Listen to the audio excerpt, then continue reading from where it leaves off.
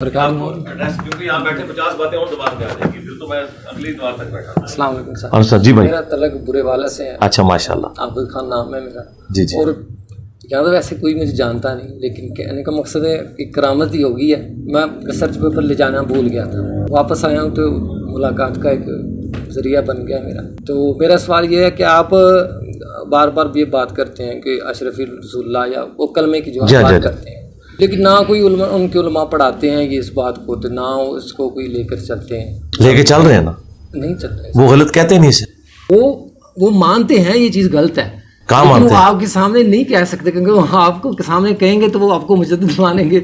जो आप कहते हैं कि तो मेरे भाई अगर कोई शख्स ये कहे, इसका जवाब मैं आपको बड़े एक आसान लैंग्वेज में देता हूँ, आपको आपकी जुबान में समझाता हूँ। अगर कोई कादियानी है और वो कहे कि मैं गुलामत कादियानी को दज्जाल मानता हूँ, लेकिन चूंकि अली भाई की वजह से मुझे खत्म नबूवत क्लियर हुई है, मैं इकरार नहीं कर सकता, तो आप ऐसे कादियानी को मुसलमान समझते हैं? कैमरे की तरफ देख के ऐसे कादियानी को आप मुसलमान मानेंगे? नहीं, मुसलमान क्यों माने? बस ठीक है, तो वो बाकियों के लिए भी यही जवाब है, आपने खुद दे दिया, ठीक हो गया। तो अगर आपने ये लिखा है कि बाबे तो कोई शय ही नहीं, अगर कोई वाकई बाबा निकला है तो जिसको आपने कहा कोई शय ही नहीं, आपने उसने ये बात कही ना हो जो आपने कही है। मैंने किसी बाबे को कभी भी नहीं कहा कि तू कोई शय नहीं है, मुझे कोई एक वीडियो दिखाए, मैंने बताया क्या ही नहीं किसी बाबे को। उनसे मुताल्लिक अगर किसी ने गलत कह भी दिया तो मैंने कभी नहीं कहा मेरे भाई, ये मैं आपके साथ हूं, मैंने कभी नहीं कहा कि ये जो है वो बात जो है वो अली बिन उस्मान अजमेरी ने कही है। मैंने कहा जो इनकी किताब में उनकी तरफ मंसूब है, और मैं साथ बोलता हूं कि मैं हुस्न ज़न रखता हूं कि उन्होंने नहीं कहा होगा, मैंने ये नहीं कहा। लोग कहते हैं कि भी नहीं, लोगों को छोड़ दे, सबर कर जी। मैं ये और सवाल कर देता हूँ कि भी वो पहले जो दीन आया वो उसका जवाब मैंने दे दिया कि अभी जो दीन आया सही था कि ये वाला सही। लोग कहते हैं जो 1400 साल पहले जो दीन आया ही नहीं ना, उसकी वजह मतलब यानी इसलाम यहाँ कैसे आया इस जगह पे? इस्लाम मैं बता दूं, इस्लाम यहाँ जाकिर नाइक ने हिंदुओं को कलमा पढ़ा के मुसलमान किया है। जाकिर नाइक लेके आया इस्लाम यहाँ पे। उससे पहले जो मुसलमान थे वो कैसे हो? वो जरा बेलवियों से पूछें कि जो जाकिर नाइक ने मुसलमान किए हैं हिंदू, तो ये जाकिर नाइक क्या वलीउल्लाह है? वो तो नहीं मानेंगे। बस, तो हम पुरानों को हम भी नहीं मानेंगे। क्यों नहीं मानेंगे? हाँ, वो क्यों नहीं मानेंगे? लाइलाज बीमारियों की शिफा यहीं पे अल्लाह के फजल से, रूहानी। बल्कि ये वो दरगाह है जहां मुर्दा भी जिंदा हो जाता है। जो रूहानी तौर पे मुर्दा हो चुका हो ना बाबों के हाथों, वो यहाँ पे वो मुर्दा कुम भी जिंदा हो जाता है इल्म के दलाइल के ऊपर। बाकी दूसरे वाला मुर्दा तो कोई भी नहीं जिंदा कर सकता सवाए अल्लाह के। तो वो कहते हैं कि भाई जाकिर नाइक ने जो हजारों हिंदुओं को कलमा पढ़ाया, चूंकि जाकिर नाइक के अकीदे ठीक नहीं है, ठीक है, लिहाजा वो उनकी दलील टूट गई। जो ये कहते हैं ना कि कलमा पढ़ाना किसी की बुजुर्गी की दलील नहीं है, हम भी यही कहते हैं कि पुराने सूफिया का कलमा पढ़ाना उनके बुजुर्ग होने की दलील नहीं है, जब तक कि उनके अकीदे कुरान के मुताबिक ना हो। अब तो मैं अगली बात करता हूं, जिन जमानों में यहां सूफिया सुन्नियत फैला रहे थे ना, उसी जमाने में ईरान में मुसलमानों के बुजुर्ग शीयत फैला रहे थे, वो भी 1000 साल पुराने हैं। उनको सुन्नी काफिर कहते हैं। उनको यह नहीं नजर आता कि उन्होंने आतिश परस्तों को इस्लाम की तरफ लेके आए या सुन्नियों को उन्होंने शीयत में दाखिल किया। वो कहते हैं अकीदे खराब है। बस असल मसला यह है कि ये भी यही कहते हैं अकीदे खराब है। हमारे नजदीक भी जिन बुजुर्गों की तरफ आप अपने आप को मंसूब कर रहे हैं उनके अकीदे खराब हैं। देखें, एक बुजुर्ग अपनी किताब में अगर नबी इस्लाम के बारे में गुस्ताखाना बातें लिख रहे हैं और ये कह रहे हैं कि उसी ने लिखी है, लेकिन आपको समझ नहीं है और मुझे समझ आ गई कि ये गलत लिखा हुआ है, ये तो हम कहते हैं ना उन्होंने नहीं कही होंगी, लेकिन जो बुजुर्गों के मानने वाले हैं ना वो कहते हैं उन्होंने कही है, आपको समझ नहीं आ रही। हम कहते हैं हमें समझ है। जैसे गुलामत कादियानी के मानने वाले कहते हैं कि हम भी आखिरी नबी रसूलुल्लाह को मानते हैं, आपको समझ नहीं आ रही हम क्या कह रहे हैं।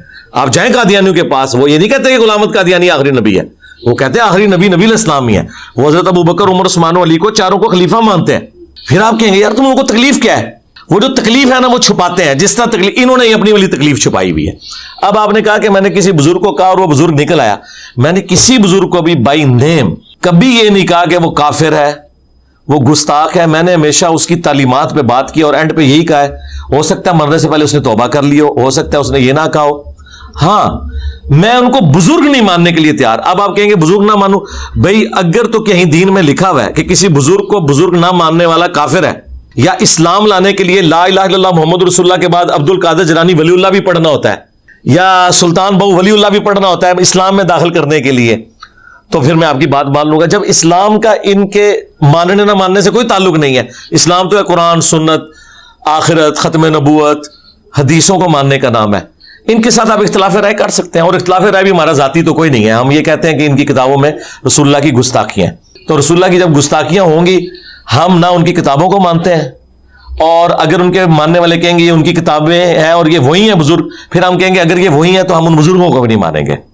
अब रह गए बुजुर्ग हुए, वो वाले बुजुर्ग पता कौन से हैं? जो बुजुर्ग हैं वो ये हैं जिनकी किताबें यहां रखी हुई हैं, इनका इस्लाम। अच्छा, अब ये वो बुजुर्ग हैं जो इन सूफिया से भी पहले के हैं।